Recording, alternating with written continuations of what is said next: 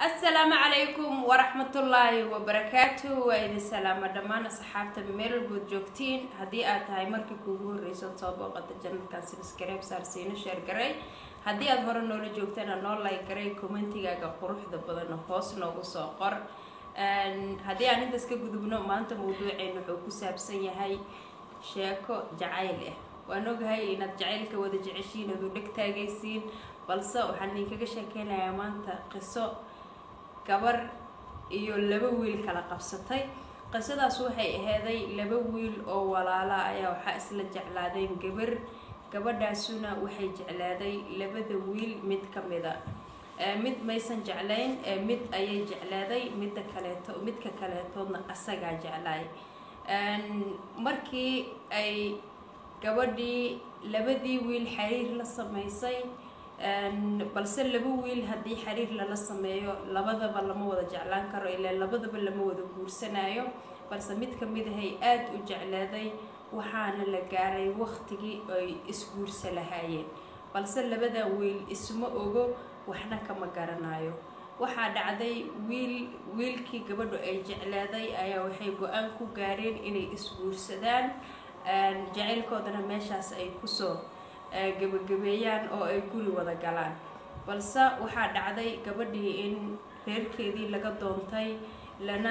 lana soo aroosay oo gurigii isla wiilkii gabadha jeclay lagu soo arooso balse wiilkii waxay ku noqotay arrin aad u murugo badan oo uu ka kabsan waayay xanuun badanna ku reebtay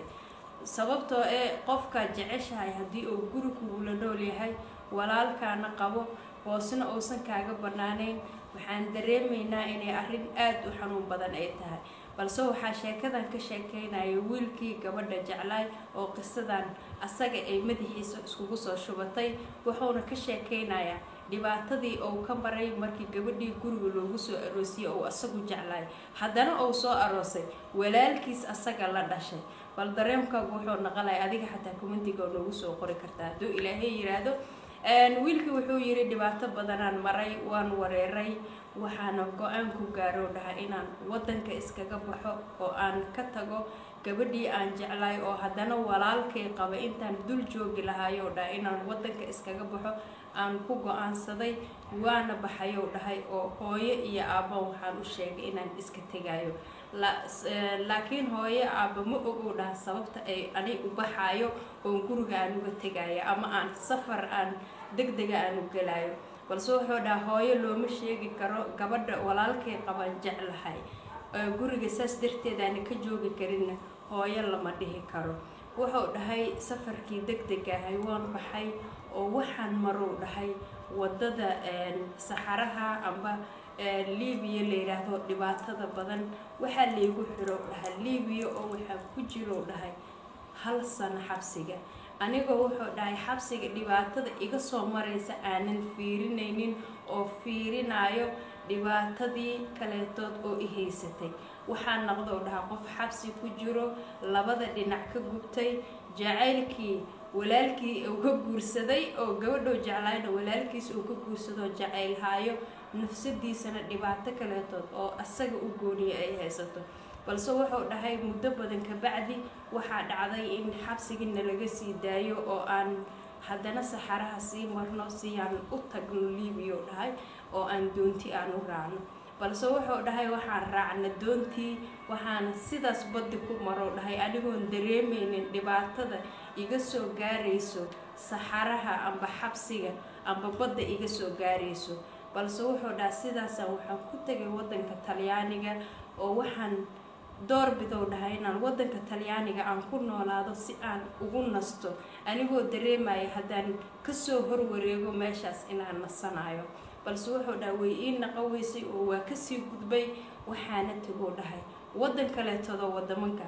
Yurub kamida markaan tago dhahay dhibaatadii ma iga helayso qalbigaygana waxa maalin walba ka guuxayo dhahay in aniga gabadhan jeclay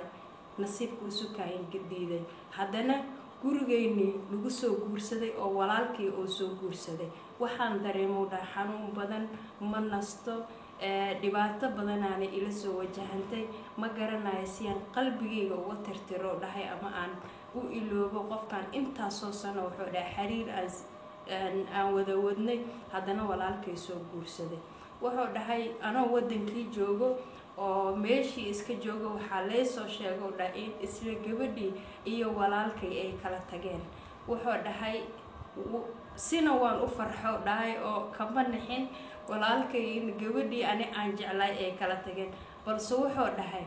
hadeertaan aniga walaalkay gabadhoo furay ma guursan karaa haddana way igu adag tahay dhahay dhibaato kaleedood dhinaca kale igaga imaado dhahay balse waxay noqotay dhahay arrintaas mid qalbigayga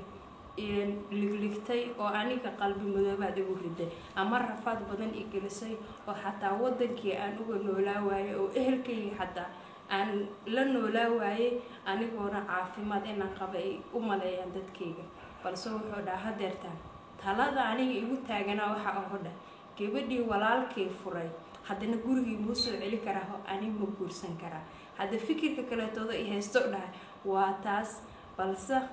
waxaan idinla wadaagayaa qisadan aadka u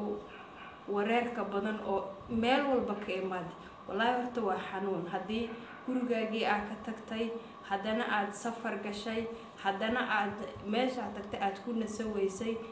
sababtaasna walaalkaa oo keena walaalkaas sida runtaa lagulama diriri karaa hadduu saaxiibada oo guursado amba gabadhaad jeclada oo guursada laakiin nin islaameed xataa inaad loolta la samayso waa laga yaaba waa mahadsantihiin qisaduna waxay kusoo dhammaatay sidaas salaamu calaykum waraxmatullaahi wabarakaatu